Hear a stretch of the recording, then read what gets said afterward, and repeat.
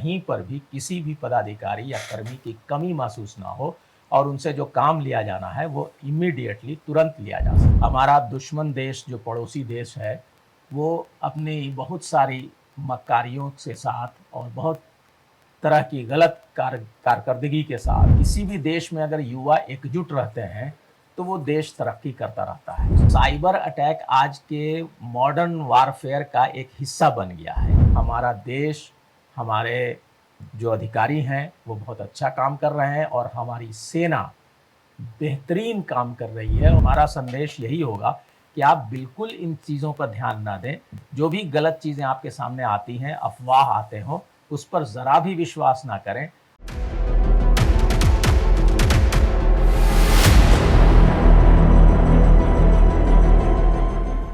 नमस्कार, मैं हूं अजरा और आप देख रहे हैं मंथन टुडे। इस वक्त हमारे साथ DIG retired doctor Parvez Akhtar ji, जो कि आईपीएस से रिटायर हैं 2005 के बैच से। जी बहुत बहुत स्वागत है सर आपका हमारे स्टूडियो में। धन्यवाद जी। और हमारे साथ अंशु भी है, हमारी सहयोगी। सर, जो सीमा पे जो इस तरह का माहौल चल रहा है, जो बॉर्डर पे इतनी लड़ाई चल रही है, तो सर जो जिस तरह का तनाव जो है पूरा, उसके बारे में आपका क्या कहना है सर? देखिए, अभी हमारे देश में पड़ोसी देश के कुछ गलत कारनामों के चलते तनाव उत्पन्न हो गया है और ये तनाव अभी जारी है। हमारा देश इस तनाव के माहौल से बहुत अच्छे से निपट रहा है और हर तरह की चीज़ों को विफल कर रहा है। हमारा दुश्मन देश जो पड़ोसी देश है वो अपनी बहुत सारी मक्कारियों के साथ और बहुत तरह की गलत कारकर्दगी के साथ चाह रहा है कि हमारे देश में किसी भी तरह का तनाव बढ़ करके उसमें बिखराव हो जाए और जिसको हम कहते हैं कि एक तरह से सिविल वॉर हो जाए। तो वो सिविल वॉर कराने के फिराक में है, कोशिश चाह रहा है, उसकी कोशिश है कि हम किसी तरह से यहाँ के लोगों को भयभीत कर दें, गुटों में बांट दें, ताकि आपसी तनाव और बढ़ जाए, समाज के अंदर तनाव बढ़ जाए और समाज में बिखराव आ जाए। ये उसका उद्देश्य है। इस उद्देश्य से निपटने के लिए हम सबको इस समय बहुत सूझबूझ से काम लेने की आवश्यकता है। हमारा देश, हमारे जो अधिकारी हैं वो बहुत अच्छा काम कर रहे हैं और हमारी सेना बेहतरीन काम कर रही है और बेहतरीन तरीके से इसको निपट रही है। अच्छा, ये बताइएगा, जैसे छुट्टी रद्द कर दी गई है बिहार पुलिस का भी और प्रशासनिक जितने लोग हैं उनका भी छुट्टी रद्द करने का क्या मतलब, इसके पीछे क्या मंशा है? ये बहुत आम बात है। जब भी कोई देश में आंतरिक तनाव होता है या बाहरी देश से हमले का डर होता है या इमरजेंसी सिचुएशन आ जाता है, तो उस समय जो भी प्रशासनिक पदाधिकारी होते हैं, पुलिस के पदाधिकारी होते हैं, उन सब की छुट्टियों को रद्द किया जाता है ताकि आवश्यकता पड़ने पर कहीं पर भी किसी भी पदाधिकारी या कर्मी की कमी महसूस ना हो और उनसे जो काम लिया जाना है वो इमीडिएटली तुरंत लिया जा सके। ऐसे माहौल में युवा को आप क्या संदेश देना चाहते हैं? देखिए, युवा देश की रीढ़ होते हैं जी। और किसी भी देश में अगर युवा एकजुट रहते हैं तो वो देश तरक्की करता रहता है। जी। लेकिन अक्सर ऐसा होता है कि छोटी छोटी बातों को लेकर के युवाओं को बांटने की कोशिश की जाती है। कभी धर्म के नाम पर, कभी जाति के नाम पर, कभी क्लास के नाम पे, इस तरह से युवाओं को कभी क्षेत्र के नाम पर युवाओं को बांटने की कोशिश होती है और इसी कोशिश को दूसरा जो हमारा दुश्मन देश होता है वो इसको भजाने की कोशिश करता है। वो चाहता है कि ये चीज़ और बढ़े और ज़्यादा हो ताकि हम अंदर में इनके जो है सो डिफरेंसेस पैदा कर दें और उससे ये जो समाज इनका जो युवा है वो समाज में बिल्कुल बुरी तरह से उलझ के रह जाए। जी। और वैसे कंडीशन जब आ जाएंगे तो उसके लिए बहुत आसान होगा किसी को भी अंदर से विन ओवर कर लेने का या फोड़ लेने का और उससे अपने देश के अंदर की बातों को पता करने का। तो इसलिए युवाओं का सबसे अच्छा हमारा संदेश यही होगा कि आप बिल्कुल इन चीज़ों पर ध्यान ना दें। जो भी गलत चीज़ें आपके सामने आती हैं, अफवाह आते हों, उस पर ज़रा भी विश्वास ना करें।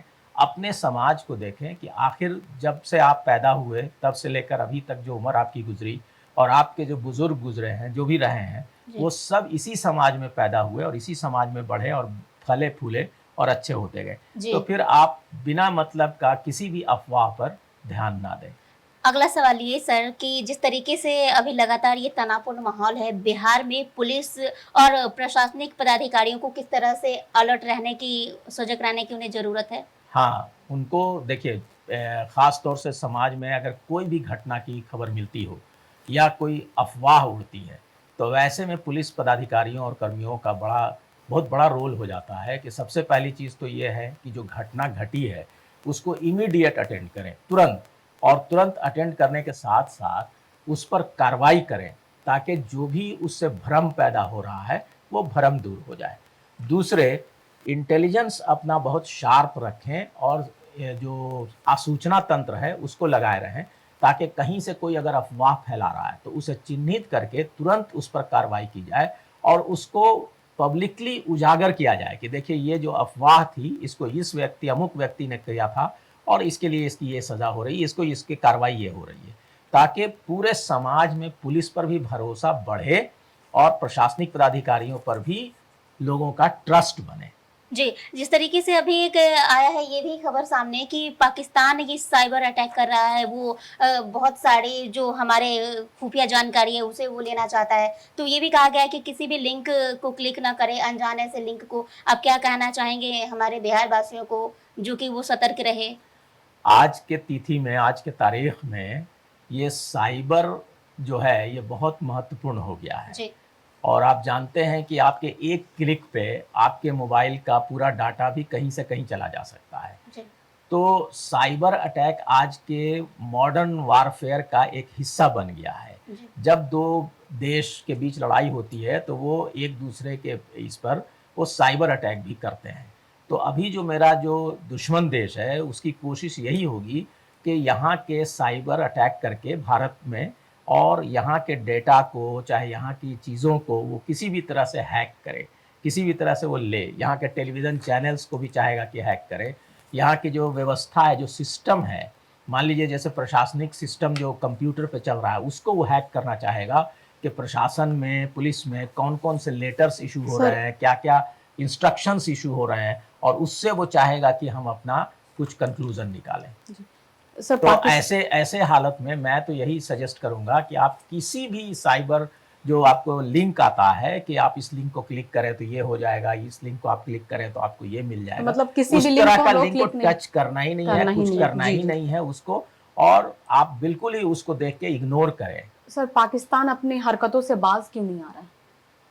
भाई सवाल ये है कि जब किसी को ये रहता है कि हमको दूसरे को डिस्टर्ब करना है, तो वो अपने हरकत से बाज कैसे आ जाएगा? अब ज़बरदस्ती आप किसी बात को लेके पड़े हुए हैं कि नहीं मेरा है, तो ये तो गलत बात है ना।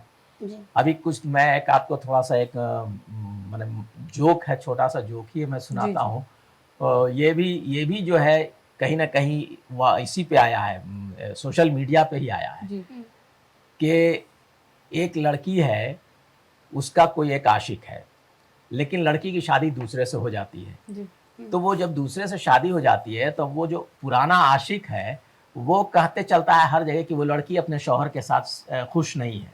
जी, तो भाई ये तो लड़की ना बोलेगी कि तुम खुश है कि नहीं नहीं है, है, ये एग्ज़ैक्ट तुम बोलते चलोगे। यही हालत है, ये हर जगह हमारे जो है ये पाकिस्तान देश जो है, ये पाकिस्तान देश हर फ़ोरम पे, हर प्लेटफ़ॉर्म पे जाके कहता है कि कश्मीर के लोग खुश नहीं हैं। अब कश्मीर के लोग खुश नहीं है कि नहीं ये है, वो तो कश्मीर के लोग बता रहे हैं। कश्मीर की टूरिज़्म जो बहुत कम थी, वो आज के डेट में 400-500 गुना बढ़ करके वो चली गई कहाँ से कहाँ। और जी, अभी जो है सो कश्मीर का जो डेवलपमेंट हुआ है, वो पिछले आप देख लें 10-15 साल में वैसा डेवलपमेंट नहीं हुआ था। तो इस तरह की जो चीज़ें हुई हैं, तो इससे उसके पेट में बहुत दर्द हुआ है। तो वो चाहता है कि फिर से मैं किसी तरह से कश्मीर को उसी मुद्दे पे ला के रखूँ जहाँ वो बैकवर्ड स्थिति में था या जहाँ उसमें जो है डिफरेंसेस हो रही थी। तो ये चीज़ है, इसलिए वो नहीं चाहता है कि किसी तरह से शांति बहाल हो। तो नागरिकों को किस तरीके से अपने शांतिपूर्ण वो व्यवहार बनाए रखें और संयम रहने की ज़रूरत है देश और नागरिकों को सर ये भी? एक तरह का गाइडलाइन भी सर आप बता सकते हैं, जैसे कि युद्ध या तनाव की हालत में सोशल मीडिया को लेकर मतलब पुलिस प्रशासन का गाइडलाइन क्या होगा इसको लेके? हाँ, ये दोनों 2 प्रश्न हैं। देखिए जी, जी। पहला प्रश्न तो ये आपका था जी, कि कैसे लोग इसमें तनाव से मुक्त रहें। तो मुक्त देखिए, रहें, जी। तनाव बनाने के लिए तो वो कोशिश करते हैं। जैसे अभी जो हमला हुआ तो उसमें ये दिखाया गया कि धर्म पूछ करके और लोगों को मारा गया।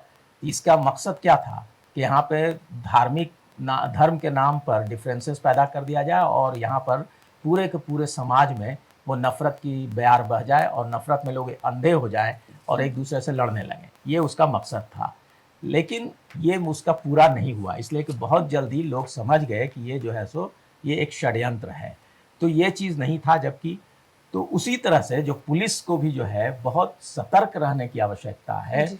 और जनता को भी सतर्क रहने की आवश्यकता है कि अगर कोई आदमी कोई इस तरह की बातें फैला रहा है या पब्लिकली, मान लीजिए ट्रेन में आप चल रहे हैं, रोड पे चल रहे हैं, कहीं पर कोई आदमी बिना मतलब का धर्म के नाम पे वहाँ पे झगड़ा फैलाने लगता है, वो करने लगता है, तो आप निश्चित जानिए कि वो व्यक्ति गलत है और उसको कहीं न कहीं से शह मिल रहा है। तो जी। तुरंत पुलिस को कार्रवाई उस पर करनी चाहिए जो व्यक्ति इस तरह के झगड़े को बढ़ावा दे रहा है, भड़का रहा है। दो देशों के बीच जो तनावपूर्ण हाँ। स्थिति बना रहा है उस पर कार्रवाई करने की बिल्कुल, जरूरत चाहे है। धर्म के नाम पे तनावपूर्ण स्थिति बना रहा हो जी। या जाति के नाम पे बना रहा हो, इसका मतलब है कि वो गलत है। परवेज साहब, एक आखिरी सवाल रहेगा आपसे। हमारी जो सीमा बॉर्डर पे जितने लोग आर्मी हैं, उनके बारे में आपका क्या कहना है? देखिए, हमारे देश की जो सेना है, जी। ये one of the best आर्मीज of the world है। और आपने देखा है कि हमारी सेना ने जब जब कोई बेड़ा उठाया है तो उसमें कभी उसको जो है हार नहीं मिली है। वो जी। चाहे कारगिल युद्ध हो या कोई भी हो, पीछे का जो भी आप पिछले कोई छोटे छोटे जो भी इंसिडेंट्स आए हैं उसको आप देखेंगे। जी। तो आज ही इसी तरह से अभी भी देखिए, उसने तो अपना जो कार्रवाई करना था किया पाकिस्तान ने, लेकिन उसके बाद हमारी सेना ने जो कार्रवाई किया है इससे उनके होश उड़ गए हैं और हालत ख़राब है उनकी। जी, जी। उनकी आवाम उनसे जो है, उनकी जो जनता है, पाकिस्तान की जनता, अब वो अपनी सेना और अपने शासन के विरुद्ध हो रहे हैं कि ये क्या कर रहा है, ये बेवकूफ़ है, इस तरह का बात हो रही है वहाँ पे। जी, जी। तो ये हमारी सेना का बहुत ही अच्छा रोल है और हमारी सेना इतनी कैपेबल है कि पाकिस्तान जैसे देश को तो भले ही ना हो, युद्ध अच्छी चीज़ नहीं होती है, कभी भी अच्छी चीज़ नहीं होती है, क्योंकि उसमें समाज में सिर्फ उससे बर्बादी ही आती है। लेकिन ये पाकिस्तान देश अगर ये सोचता है कि वो भारत जैसे देश को, जिसकी इतनी बड़ी सेना है और इतनी मजबूत सेना है, उसको वो थोड़े देर के लिए डिस्टर्ब कर देगा, तो ये उसकी गलत सोच है। ऐसा कुछ नहीं हो सकता है। हमारी सेना उनके लिए, उनके जैसे 4 देश के लिए मजबूत है। जी, जी। बहुत-बहुत शुक्रिया है आपका आने के लिए हमारे स्टूडियो में।